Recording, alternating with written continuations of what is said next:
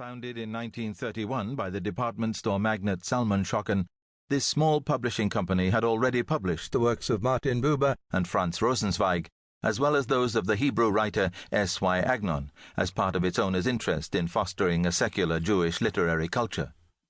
Max Brod offered Schocken the world publishing rights to all of Kafka's works. This offer was initially rejected by Lambert Schneider, Schocken Verlag's editor-in-chief, who regarded Kafka's work as outside his mandate to publish books that could reacquaint German Jewry with its distinguished heritage. He also doubted its public appeal.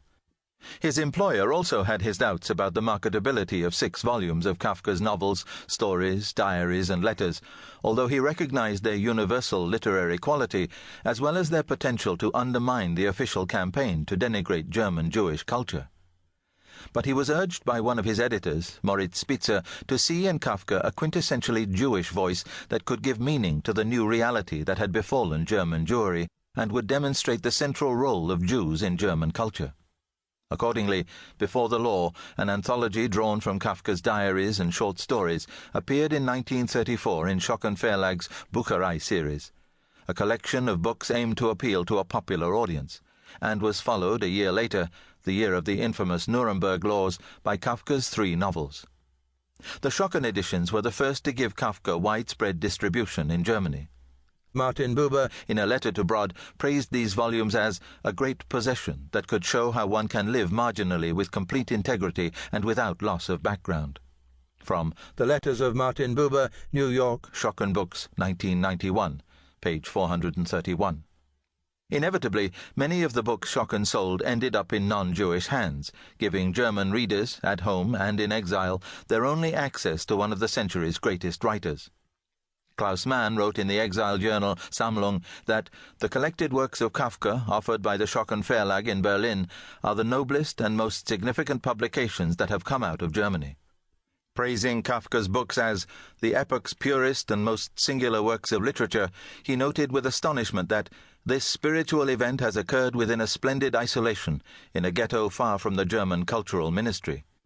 Quite probably in response to Mann's article, on July 22, 1935, a functionary of the German Cultural Ministry wrote to Schocken complaining that the publisher was still selling the complete works of Franz Kafka, edited by Max Brod, although the works of both Kafka and Brod had been placed by the Nazis on the list of harmful and undesirable writings 3 months earlier. Schocken moved his production to Prague, where he published Kafka's diaries and letters. Interestingly, despite the Nazi protest against the collected works, he was able to continue printing and distributing his earlier volume of Kafka's short stories in Germany itself until the government closed down Schocken Verlag in 1939. The German occupation of Prague that same year put an end to Schocken's operations in Europe.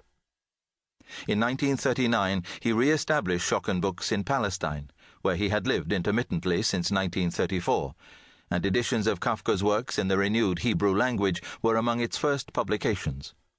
In 1940, he moved to New York, where 5 years later he opened Schocken Books with Hannah Arendt and Nahum Glatzer as his chief editors.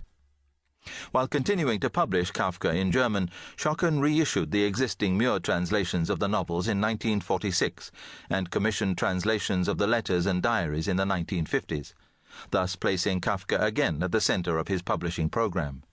Despite a dissenting opinion from Edmund Wilson in The New Yorker, where he nonetheless compared Kafka to Nikolai Gogol and Edgar Allan Poe, a post-war Kafka craze began in the United States.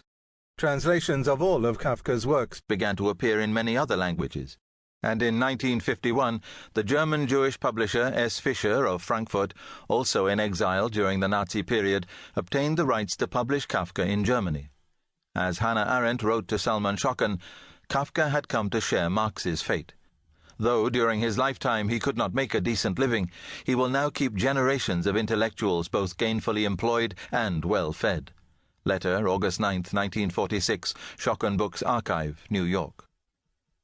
Along with the growing international recognition of Franz Kafka as one of the great writers of our century, scholars began to raise doubts about the editorial decisions made by Max Brod. In editing The Trial for its original German publication in 1925, Brod's primary concern had been to provide an accessible, unified text that would establish Kafka, hitherto known only as a master of the small form,